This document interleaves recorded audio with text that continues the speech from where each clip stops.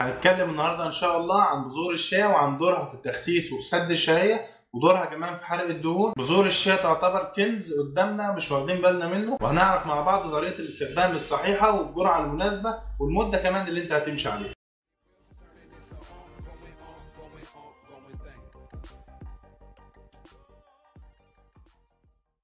السلام عليكم ورحمة الله وبركاته. بذور الشيا هي نوع من انواع الحبوب الكاملة واكثرهم احتواء على البروتين، فيها تقريبا حوالي ضعف البروتين اللي موجود في اي نوع حبوب تانية، ده غير ان طعمها خفيف وممتع اقرب شوية لطعم المكسرات. بتساعد على سد الشهية المفتوحة وعلى التخلص من الاحساس الدائم بالجوع، وكمان بتساعد على حرق الدهون وهنقول ازاي. وكان بيستخدمها قديما شعبي الازتك والمايا في المكسيك اللي يعتبر موطنها الاصلي، وبتحتوي على كميات كبيرة جدا وهائلة من الفيتامينات والمعادن والدهون الصحية ومضادات الاكسدة والاحماض الامينيه، وده اللي بيخلينا نقول عليها كنز فعلا وتحفه فنيه ومصدر هائل جدا للطاقه. كتير مننا ما يعرفش قيمتها، وكتير جدا مننا هيتفاجئ لما يعرف مكوناتها وفوائدها. بذور الشيا بتمدك تقريبا ب 18% من احتياجاتك اليوميه، سواء من معادن او من فيتامينات او من احماض دهنيه، ده غير ان لديها القدره على امتصاص حوالي من 20 ل 25% ضعف حجمها من الميه، وده السبب الرئيسي اللي هيخلينا نستخدمها كحاجه سادة للشهيه. لو جينا نتكلم عن مكوناتها فهنبدا بمضادات الاكسده،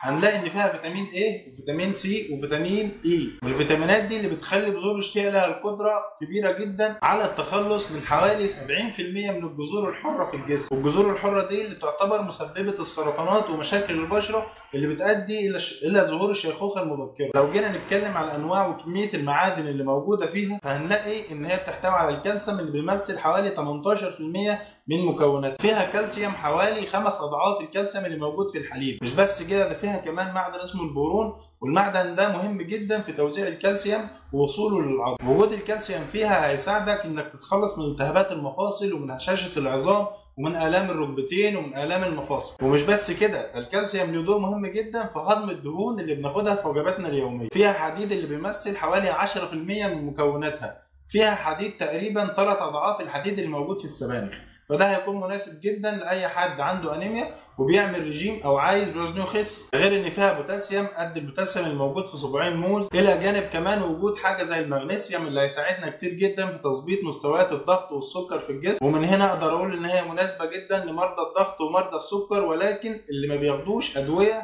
كتيره او مش بيعتمدوا على الادويه بشكل كبير جدا في ان هم ينزلوا مستويات السكر او مستويات الضغط. وهنقول في اخر الفيديو ان شاء الله برضو ياخدوها ازاي. موجود فيها عنصر مهم جدا اللي هو عنصر الزنك، والعنصر ده مهم جدا لان هو بيرفع من هرمون الليبتين في الجسم، اللي قلنا قبل كده ان هو الهرمون المسؤول عن الشبع وتنظيم الشهيه. يبقى احنا كده اتكلمنا ان فيها كالسيوم اللي هيساعدك في هضم الدهون اللي بتاخدها في وجباتك اليوميه، وقلنا كمان ان فيها زنك اللي هيساعدك ان هو يعلي عندك من هرمون الليبتين المسؤول عن الهرمون المسؤول عن الشبع وتنظيم الشهيه. واهم شيء وهو وجود البروتين فيها بنسبه كبيره وعاليه جدا جدا، ده اللي هيخليها مصدر كبير للطاقه، واللي بيعمل كمان على ابطاء عمليه الهضم وتنظيم افراز مستوى الطاقه في الجسم، وده شيء هيمنع تخزين وتراكم الدهون في الجسم. كمان هيزود الحرق معاك، لان زي ما قلنا ان علشان يتهضم البروتين بيحتاج طاقه كبيره جدا، وبيعلي من التمثيل الغذائي ومن معدلات الحرق، والكلام ده كله في الاخر هيؤدي الى انطلاق الطاقه بصوره بطيئه ومستمره. طيب يا ترى بس كده؟ لا، ده انا هقول لك كمان ان فيها الياف بنسبه عاليه جدا، والالياف دي كمان في منها الياف زائبه والياف غير زائبه. الالياف الزائبه اللي فيها هتحسن من عمليه الهضم، وكمان هتعالج عسر الهضم وهتزود من احساسك بالشبع. والالياف الغير زائبه فيها هتحل مشكله كبيره جدا وهي مشكله الامساك. ده الى جانب ان الالياف بوجه عام هتعلي من عمليه الايض والتمثيل الغذائي. معقول كل دي فوائد بذور الشيا واحنا مش عارفين؟ لا استنى، انا لسه كمان ما خلصتش وما اتكلمتش عن باقي الفوائد. تعالى بقى نخش على الاحماض الدهنيه اللي فيها، حاجه زي الاوميجا 3، حاجه زي الالفا لينوليك اسيد. معقول كل ده بيحصل من بذور الشيا؟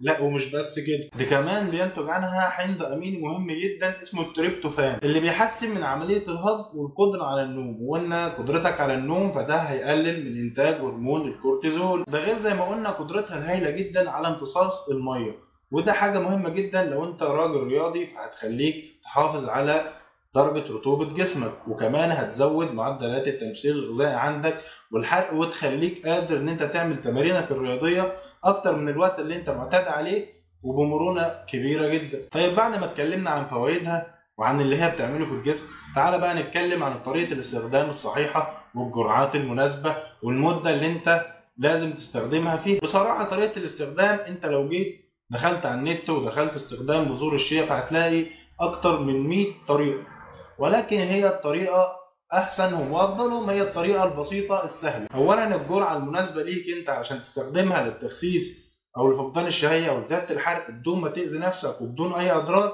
هي حوالي 20 ل 25 جرام من بذور الشيا يوميا، اللي هم حوالي معلقتين او 3 من المعلقه الكبيره بتاعه الاكل. وبيكون طريقه التحضير كالاتي: معلقتين الصبح على كوبايه الميه قبل الفطار، ومعلقتين برضو او معلقه واحده بقى قبل النوم او قبل العشاء او قبل الوجبه الرئيسيه الثانيه، وما تسيبهمش في الميه اكتر من 10 لربع ساعه. وطبعا يفضل ان كوبايه الميه تكون دافيه او فتره. ولازم نعمل حاجه ثانيه مهمه جدا وهي شرب مش اقل من 2 لتر ميه يوميا علشان نقدر نستفيد من بذور الشيا اكبر استفاده. الموضوع ده هنعمله لمده قد ايه؟ لمده مش اقل من شهر ونص لشهرين. ده غير بقى ان احنا ممكن نستخدم مكان الميه حليب، ممكن نستخدمها مع الزبادي، ممكن نطحنها ونستخدمها مع الدقيق في المخبوزات. طيب يا ترى في ناس ممنوعين او في موانع لاستخدام بذور الشيا؟ طبعا في موانع. اول مانع انك تكون مريض سيولة الدم او بتاخد ادوية علشان تمنع تجلطات الدم. تاني نقطة بقى واللي قلنا عليها في اول الفيديو، مريض الضغط والسكر. مريض الضغط والسكر ممكن يستخدم بذور الشيا في التخسيس او كمصدر للطاقة او لتنظيم الضغط او لتنظيم السكر، ولكن كفايه ان هو يستخدم معلقه واحده او معلقتين الصبح قبل الفطار في حاله اذا ما كانش بياخد ادويه كتيره جدا لتنظيم السكر او ادويه كتيره جدا لعلاج الضغط المرتفع، لان زي ما قلنا هي اصلا ليها قدره على خفض الضغط المرتفع وخفض السكر العالي وتنظيمهم مستوياتهم في الدم. واهم مانع واكتر شيء ممكن يعمل مشكله انك تكون بتعاني من صعوبه في البلع او انسداد في الامعاء او ضيق في المريء، لان هي بتدخل المعده تنفش في المعده عشان خاطر طبعا تساعد في سد الشهيه، الى جانب ان هي ممكن تلزق في المريء وتعمل مشكله فيه وتعمل انسداد في المريء. ده طبعا كمان شيء ياخدنا ان احنا ما ناخدهاش ابدا وهي جافه ابدا. لو انت مريض ربو او حساسيه يفضل انك ما تاخدهاش. طيب الحامل والمرضع، لو انت حامل ففي اول 3 شهور مستحيل تاخدي بذور الشيا. ما ننساش ان فيها فيتامين أ اللي ممكن يعمل تشوهات، ممكن تأثر على نمو الجنين في الرحم، ممكن تعمل ولادة مبكرة. ايوه فوائدها دي مش هتفيد الطفل او هتفيد الام، دي حاجة بقى لازم ترجعي فيها للطبيب اللي انت متابعة معاه. طيب والمرضع، مفيش مشكلة انك انت تستخدميها مرة واحدة قبل الفطار، برضو معلقة كبيرة او معلقة ونص كفايه قوي مره في اليوم. وفي نهايه الفيديو عايز اقول لكم ان بذور الشيا دي حققت المعادله الصعبه، سعرات حراريه قليله جدا وفي نفس الوقت مصدر هام وكبير جدا للطاقه لاحتوائها على زي ما قلنا الفيتامينات ومعادن ومضادات اكسده واحماض امينيه ودهون صحيه، اللي هي ممكن تعوضك لو انت ما اكلتش طبعا، لو انت ماشي على رجيم فهتعوضك بجزء كبير جدا عن المعادن والفيتامينات اللي انت ما خدتهاش في اكلك. زائد الشعور بالشبع وعلاج عسر الهضم وعلاج الامساك. بذور الشيا كنز احنا مش واخدين بالنا منه، اتمنى كل الناس تجيبها وهي ثمنها مش غالي.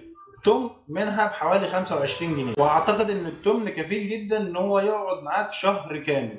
فانت ب 25 جنيه هتسد شهيتك شهر كامل، هتستفيد استفاده كامله من مجموعه عناصر وفيتامينات واحماض امينيه ومضادات اكسده لا حصر لها ومش هتلاقيها في اي حاجه تانيه.